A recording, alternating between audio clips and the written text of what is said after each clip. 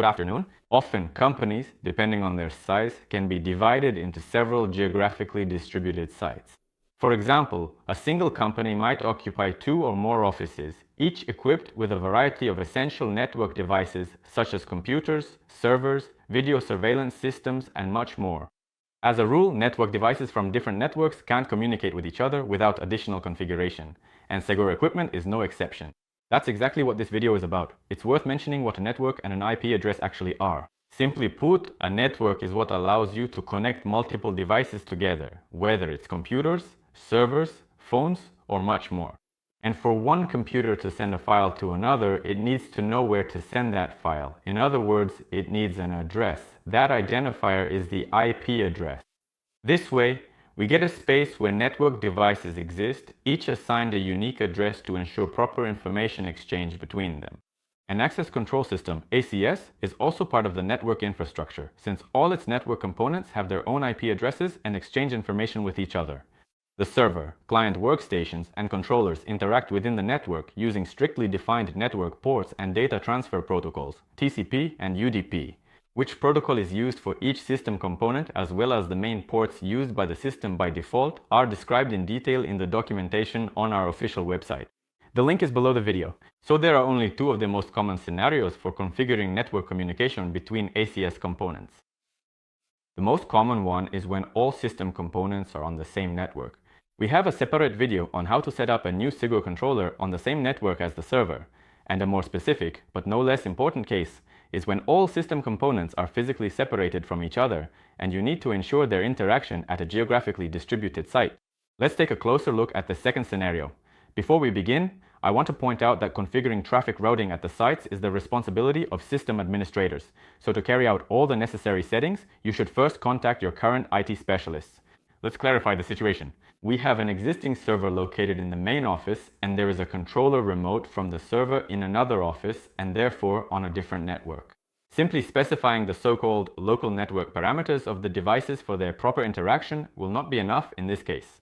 It is important to note that the necessary and sufficient condition for controllers to work in IP networks is to ensure two-way data exchange via UDP port 3.3.5 between the server and the controller.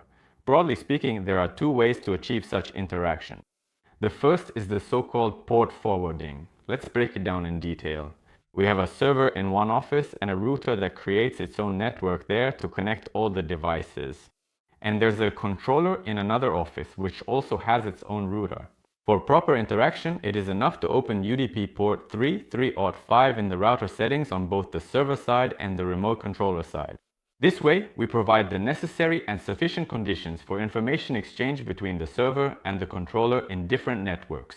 At the same time, in the controller settings, we need to specify the so-called external address of the server, meaning the address that allows access to the device from anywhere on the World Wide Web. And the server, in turn, will send all data to the external address of the controller.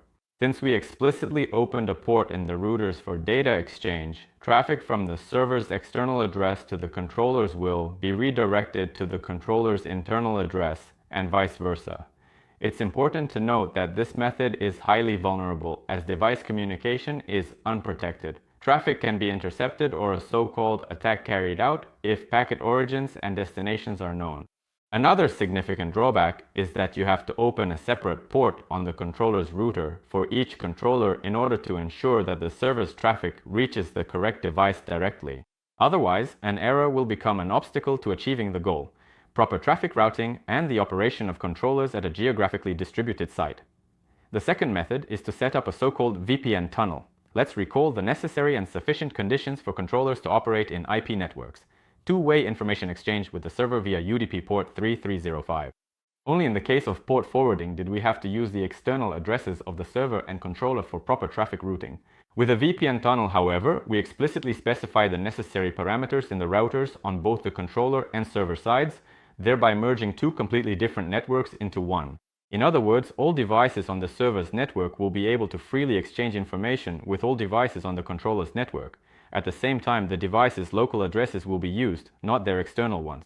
This greatly simplifies further administration of network devices, since you won't have to forward the necessary ports each time to set up proper routing. That is, when adding new controllers to the network, it will be enough for them to specify the server's local address at the central office, and they will be able to interact freely.